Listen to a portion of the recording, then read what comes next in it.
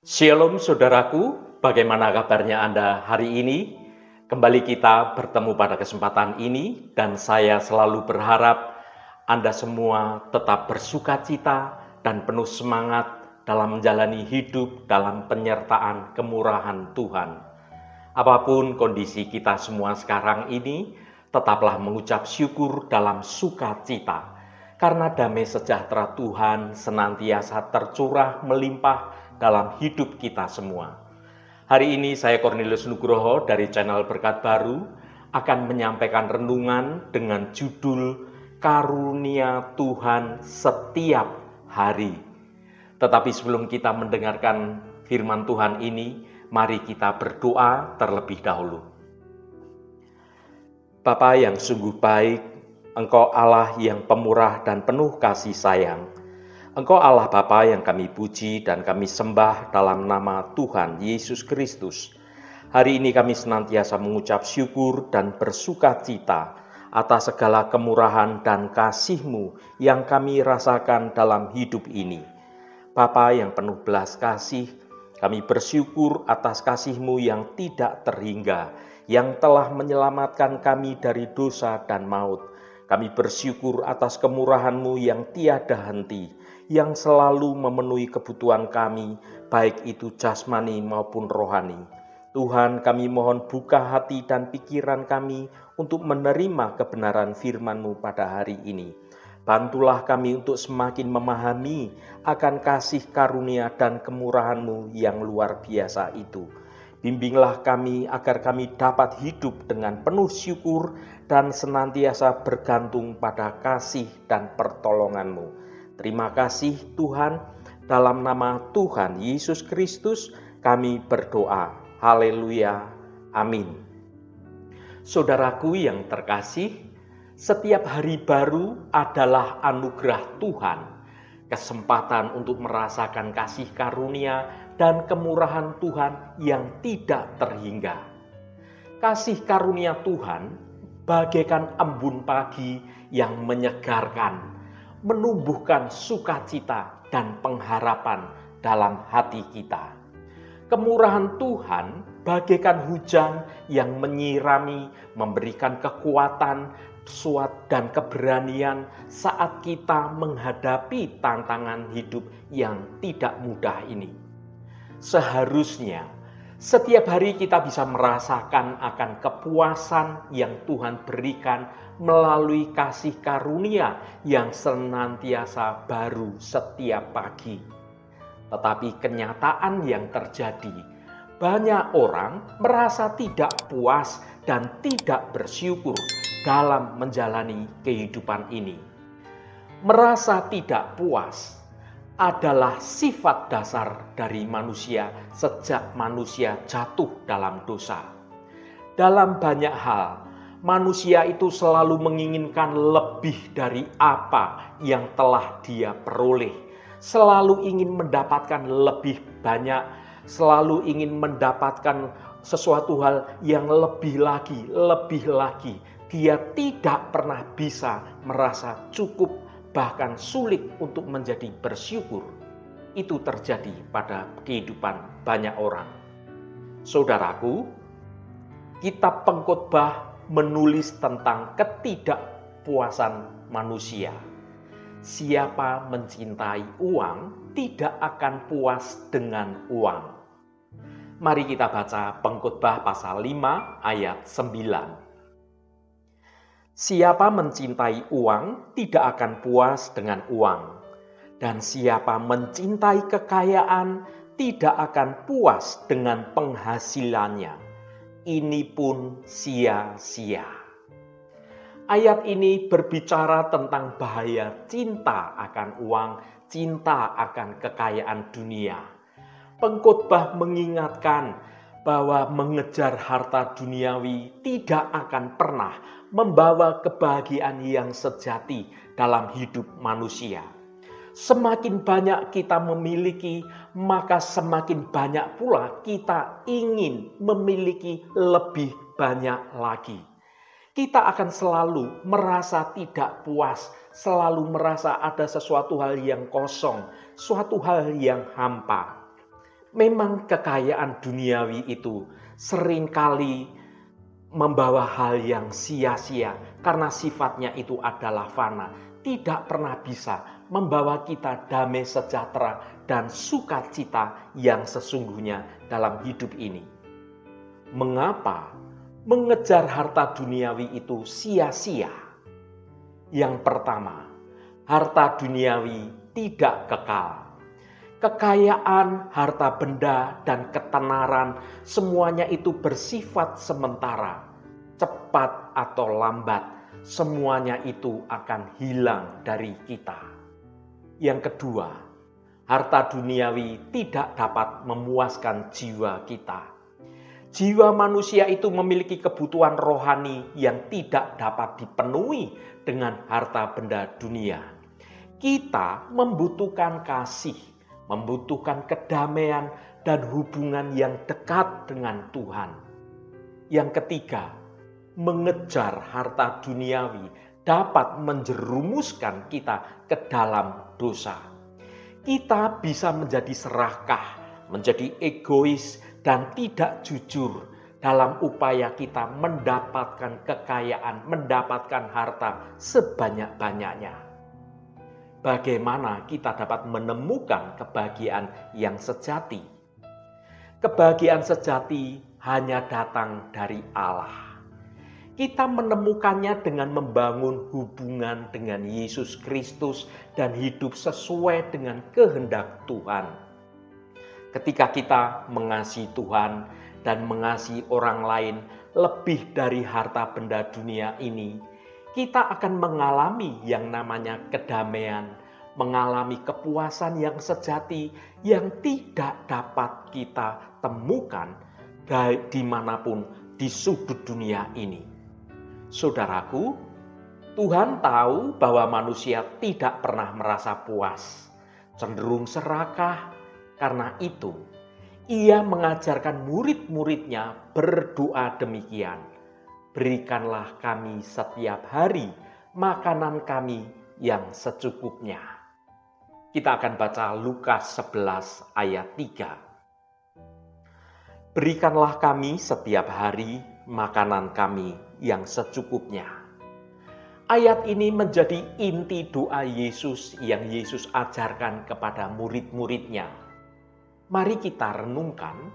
Ada 4 makna dari Lukas pasal 11 ayat 3 ini. Yang pertama, ketergantungan kepada Tuhan. Yesus mengajarkan murid-murid untuk berdoa, meminta rezeki secukupnya setiap hari. Ini menunjukkan betapa kita sebagai manusia bergantung kepada Tuhan untuk dapat memenuhi kebutuhan kita sehari-hari. Kita tidak bisa hidup dengan mengandalkan kekuatan kita sendiri, kemampuan kita sendiri. Yang kedua, bersikap, bersyukur, dan merasa cukup.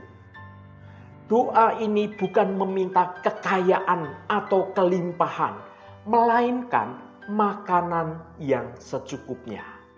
Perkara ini mengajarkan kita untuk bersyukur atas apa yang Tuhan berikan dan hidup dengan apa yang ada pada kita.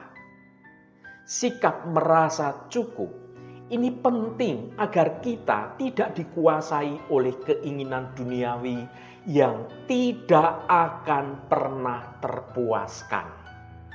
Yang ketiga, fokus pada kebutuhan, bukan pada keinginan. Meminta makanan menunjukkan fokus pada kebutuhan dasar kehidupan manusia. Ini bukan doa untuk memenuhi gaya hidup kemewahan, gaya hidup yang konsumtif, melainkan untuk hal-hal yang sungguh-sungguh kita perlukan dalam hidup ini. Yang keempat, kepercayaan pada pemeliharaan Tuhan. Dengan berdoa memohonkan rezeki, kita menyatakan kepercayaan kita bahwa Tuhan akan memelihara kita. Dia tahu apa yang kita butuhkan dan akan menyediakan sesuai dengan kehendaknya Tuhan. Saudaraku, di dunia yang penuh dengan tekanan materi, maka merasa cukup dan mengucap syukur adalah hal penting yang harus kita lakukan kapanpun, dimanapun, dan apapun kondisi kita. Ini pengingat yang penting bagi hidup kita, merasa cukup dan bersyukur. Marilah kita mengevaluasi pola hidup kita. Apakah kita sudah hidup dengan bersyukur dan merasa cukup? Atau kita mudah terjebak tentang keinginan duniawi yang tidak ada habis-habisnya? Lebih bersyukur atas berkat Tuhan yang kita terima, sekecil apapun itu penting untuk kita lakukan. Percaya bahwa Tuhan akan memelihara kita dan tidak hidup dalam kekhawatiran. Saudaraku yang dikasihi Tuhan, menyadari pentingnya berbagi dengan sesama yang kekurangan, hidup dengan merasa cukup atas berkat yang kita terima, bukan berarti kita hanya memikirkan diri kita sendiri. Hal ini mengajarkan kita bergantung sepenuhnya kepada pemeliharaan Bapa setiap hari. Kalau kita dapat menyerahkan kehidupan kita hari demi hari, waktu demi waktu, kita tidak akan khawatir dan kita tidak akan merasa serakah. Karena kita hanya meminta secukupnya setiap hari dari apa yang menjadi kebutuhan dasar kita. Saudaraku yang berbahagia, keinginan meraih hidup yang terlalu jauh ke depan sungguh sangat melelahkan dalam kita menjalani kehidupan ini. Alkitab menasihati, janganlah kamu memikirkan hal-hal yang lebih tinggi daripada yang patut kamu pikirkan. Mari kita baca Roma 12 ayat 3. Berdasarkan kasih karunia yang dianugerahkan kepadaku, aku berkata kepada setiap orang di antara kamu, janganlah kamu memikirkan hal-hal yang lebih tinggi daripada yang patut kamu pikirkan. Tetapi hendaklah kamu berpikir begitu rupa, sehingga kamu menguasai diri menurut ukuran iman yang dikaruniakan Allah kepadamu masing-masing. Firman Tuhan yang kita baca ini adalah ayat yang penting dalam memahami peran kita sebagai umat Tuhan. Mari kita lebih dalam lagi menyelidiki dan merenungkan dari ayat ini. Ada 2 poin utama tentang Roma 12 ayat 13 yang kita baca ini. Yang pertama, janganlah sombong. Rasul Paulus mengawali dengan mengingatkan kita untuk tidak memikirkan hal-hal yang lebih tinggi daripada yang patut kita pikirkan. Atau hal ini, memikirkan hal-hal yang tinggi itu berarti kita menjadi sombong. Kita masing-masing diberi karunia yang berbeda oleh Tuhan dan penting untuk bersyukur atas karunia itu tanpa merasa lebih baik daripada orang lain. Saat kita merasa lebih baik daripada orang lain, maka disitulah terselip kesombongan. Yang kedua, gunakan imanmu dengan bijak. Frasa yang berkata, hendaklah kamu berpikir begitu rupa sehingga kamu menguasai diri menurut ukuran iman yang dikaruniakan Allah kepada kamu masing-masing. Saudaraku, iman yang kita terima dari Tuhan menjadi ukuran kita dalam bertindak. Jangan terbebani oleh pikiran yang melebihi kapasitas iman kita. Sebaliknya, gunakan iman tersebut untuk mengendalikan diri dan menjalani hidup sesuai dengan rancangan Tuhan, sesuai dengan rencana Tuhan yang baik dalam hidup kita. Mengertilah saudaraku, penting bagi kita untuk mengenali dan bersyukur atas karunia yang Tuhan berikan dalam hidup kita semua. Apa yang Tuhan percayakan kepada Anda? Apakah itu soal mengajar di bidang pelayanan sosial, atau soal keramah tamahan, dan masih banyak karunia-karunia yang lain? Hidup penuh dengan berbagai berkat dan karunia dari Tuhan bagi kita semua. Seringkali kita itu begitu sibuk dengan aktivitas dan permasalahan hidup sehingga kita lupa untuk mensyukuri apa yang telah Tuhan berikan kepada kita, termasuk karunia-karunia yang ada pada kita. Hari ini mari kita luangkan waktu untuk merenungkan pentingnya mengenali dan mensyukuri karunia Tuhan dalam hidup kita. Gunakanlah karuniamu itu untuk melayani Tuhan dan juga melayani dan mengasihi sesama. Mengucap syukur atas apa yang kamu miliki, jangan terpaku pada karunia orang lain. Di zaman modern ini, saudaraku, mudah sekali bagi kita untuk terjebak dalam perbandingan sosial antara satu orang dengan orang lain. Bahkan orang yang tidak kita kenal, melalui media sosial kita bisa mengerti bagaimana gaya hidup orang lain. Media sosial dan budaya konsumerisme seringkali mendorong kita untuk fokus pada apa yang tidak kita miliki daripada bersyukur atas apa yang sudah kita capai. Hal ini dapat membuat kita merasa tidak puas dalam hidup ini dan kita merasa iri dengan keberadaan orang lain. Namun Alkitab mengingatkan kita untuk memiliki hati yang bersyukur atas apa yang sudah kita miliki. Kita didorong untuk tidak membandingkan diri dengan orang lain, tetapi untuk fokus pada berkat-berkat yang telah Tuhan berikan kepada kita. Fokuslah pada bagaimana kita bisa bertumbuh dalam iman dan menggunakan karunia kita secara maksimal untuk kebaikan dan kemuliaan bagi nama Tuhan. Hindari perbandingan tentang apapun dan kepada siapapun, karena setiap orang itu memiliki perjalanan iman yang unik. Jangan membandingkan dirimu dengan orang lain. Lihatlah ke atas. Lihat ke atas, fokus pada kebaikan Tuhan, dan jadilah berkat bagi sekitarmu. Dengan merenungkan firman Tuhan ini, kita bisa menjadi umat Tuhan yang rendah hati, menggunakan iman dengan bijak dan menjadi berkat bagi orang lain. Mengerti dan pahamilah, saudaraku, sebagai manusia kita tidak akan mampu menjangkau apa yang jauh di depan kita, menjangkau apa yang kita pikirkan yang terlalu tinggi itu.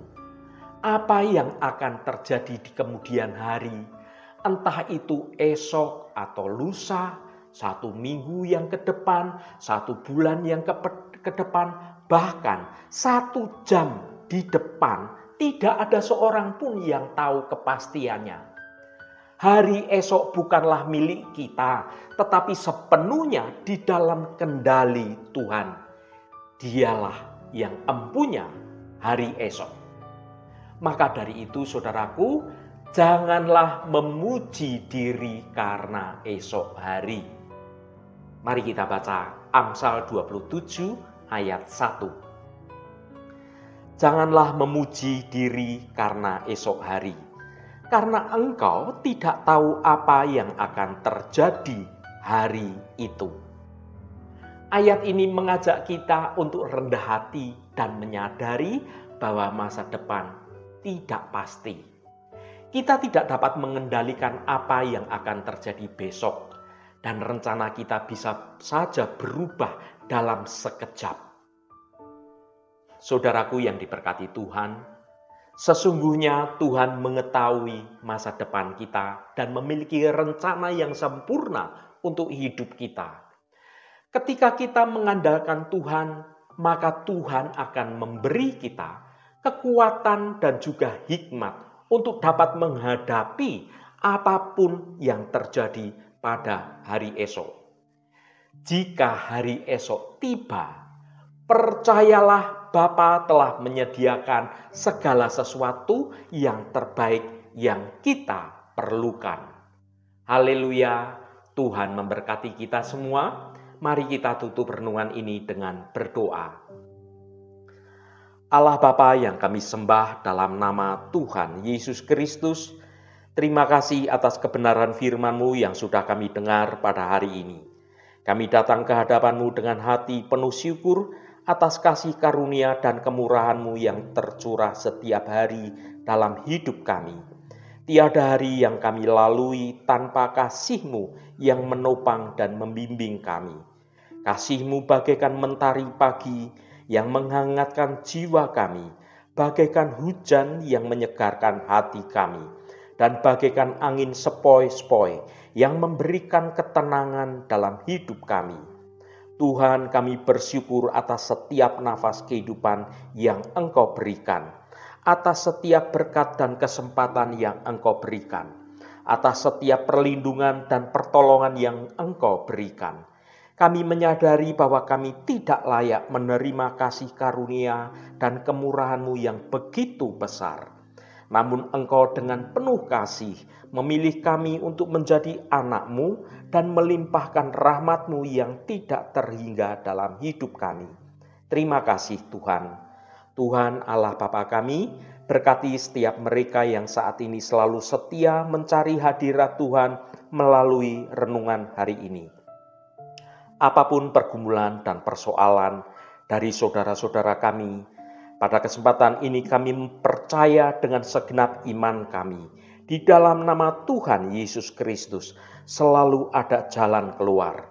Yang mengalami masalah dalam hal keuangan, soal sakit penyakit, yang mengalami masalah dalam hal pekerjaan, yang mengalami masalah dengan soal hubungan dengan orang lain, atau soal masa depannya. Apapun masalahnya, Tuhan turut bekerja mendatangkan kebaikan.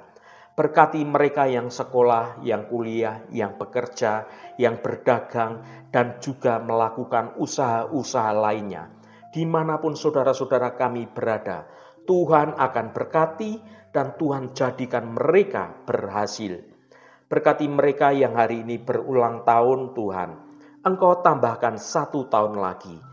Terima kasih buat anugerah-Mu, umur panjang di tangan kanan, dan kekayaan serta hormat di tangan kiri.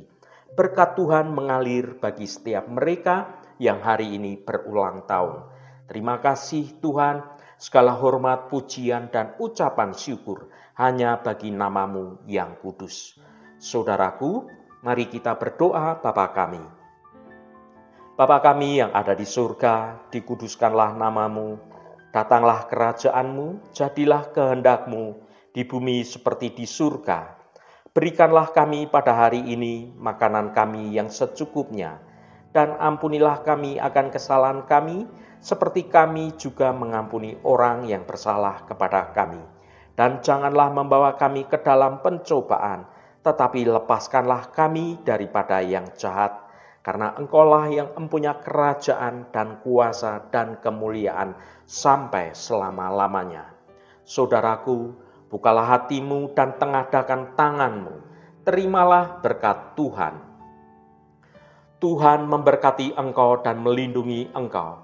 Tuhan menyinari engkau dengan wajah-Nya dan memberikan kasih karunia. Tuhan menghadapkan wajah-Nya kepadamu dan memberikan damai sejahtera. Berkat anugerah dari Bapa Surgawi, cinta kasih karunia dari Tuhan Yesus Kristus, dalam persekutuan dan penghiburan Roh Kudus, menyertai kita semua sekarang ini dan sampai selama-lamanya. Dalam berkat Tuhan Yesus Kristus, haleluya, amin. Puji Tuhan, saudaraku semua, saya percaya firman Tuhan hari ini sudah menjadi berkat yang akan menuntun hidup kita semua. Roh Kudus senantiasa menolongmu dan menuntunmu hidup dalam jalan kebenaran Tuhan. Saudaraku, Saya sangat senang sekali dan berterima kasih jika Anda berkenan memberikan komentar pada konten video ini dan bagikan renungan ini pada teman dan sahabat Anda agar mereka diberkati juga melalui renungan ini. Terima kasih saudaraku, sampai bertemu kembali. Shalom, Tuhan memberkati.